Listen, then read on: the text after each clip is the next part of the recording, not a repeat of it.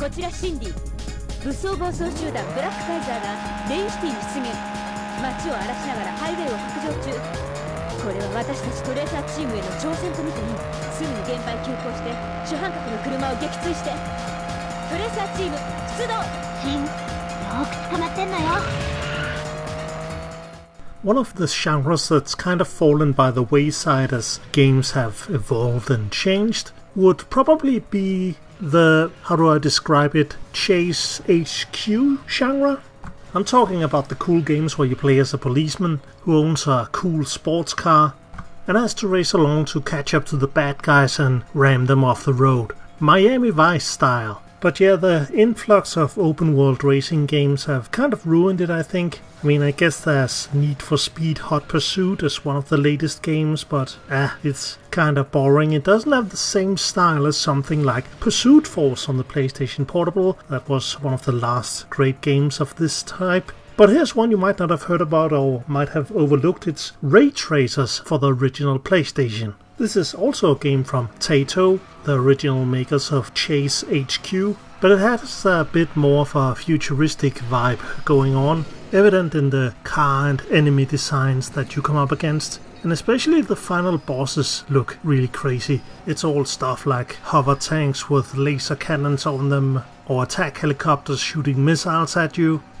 But yeah, before that you initially start the game off with 4 different characters. And these all fall into the 4 stereotypes that you can expect from the characters of this era. You got the hothead, you got the cool guy, you got the woman, and you got the big strong guy. All with various stats and handling.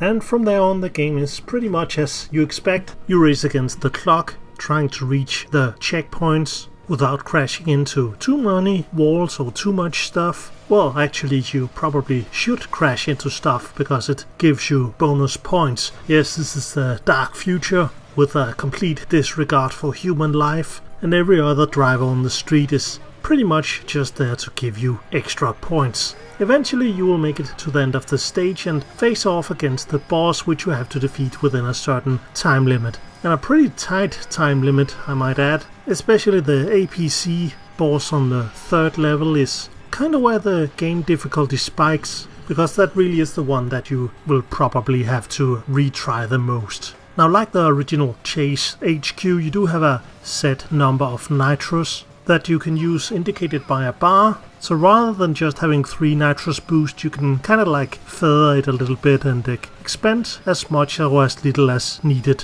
when you really want to go in for the attack.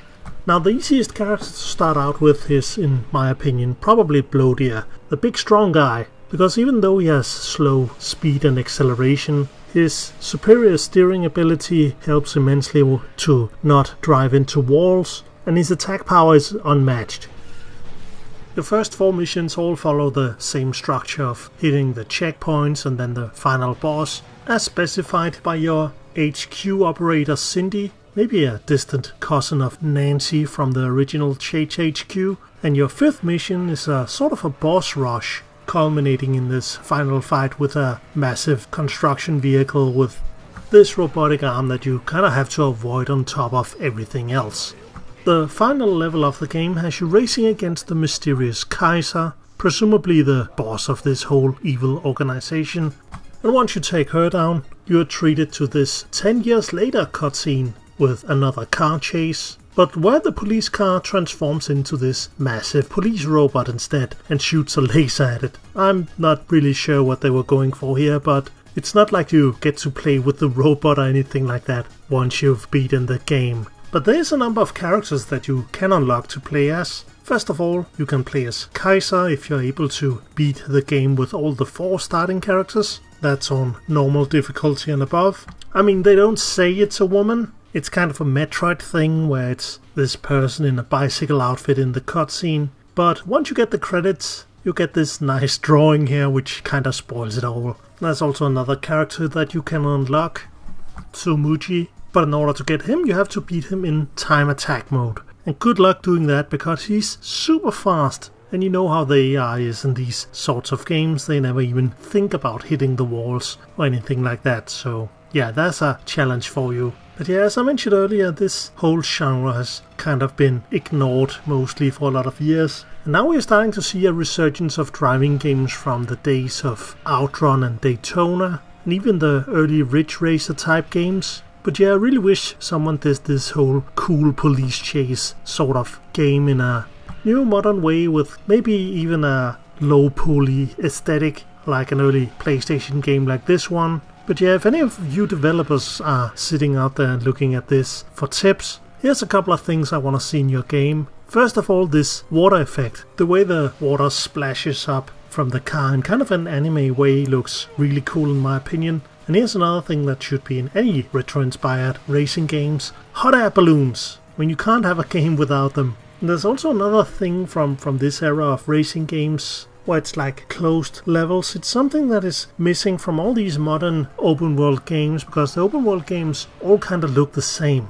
You're just racing around a city for an entire game, or you're racing around the Italian countryside for another game. But look how this kind of diversifies that. You can have one level that's kind of like a typical industrial level, then you can have another level that is very British, European inspired, with narrow country roads and water and grey weather. And here's one where you're racing in the mountains with like a logging camp with massive trees and snow-covered mountain passages, and it's just beautiful.